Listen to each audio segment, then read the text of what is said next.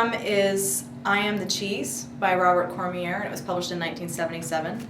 And I picked this book because Cormier is the writer that made me want to be a writer. And I felt like his books really reflected how it felt to be in high school, even if the plots and the specific events in the story didn't necessarily, were a little bit kind of over the top from what I experienced in my everyday life.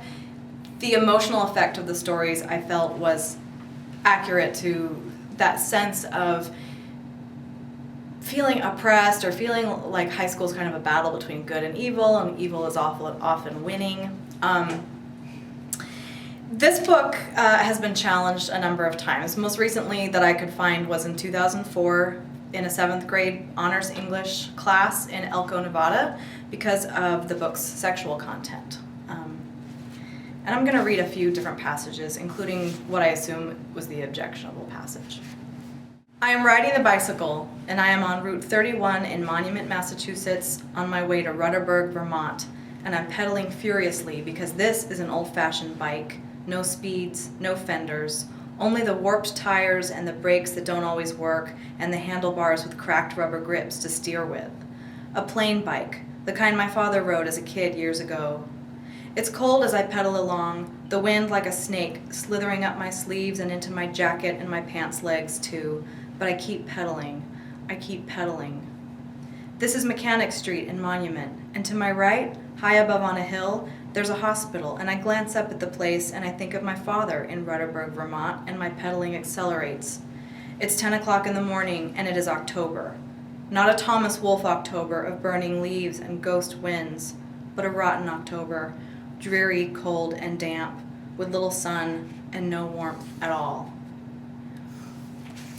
It thrilled me as a young reader to encounter Cormier's writing. I think before I discovered him, I was mostly reading Sweet Valley High, and I was looking for something more, I guess. And when I opened up his work, it just kind of electrified me in a way that nothing I read ever had before.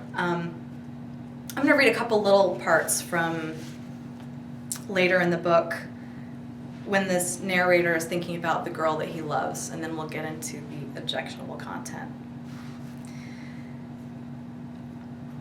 Now I am somewhere between Fairfield and Carver, and there are all those other places ahead to go through, and I am discouraged. I get discouraged very easily. That's why I need to talk to Amy. She refreshes my spirit. She makes me laugh. I love her.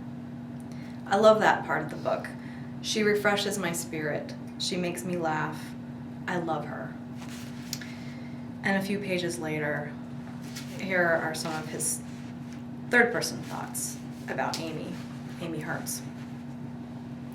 He thought of the night he and Amy had huddled together under the football stands, the field deserted, winter winds blowing, and how their lips had touched and opened, her tongue darting swiftly, seeking his, and then touching, and he shivered, not with cold, but with delight.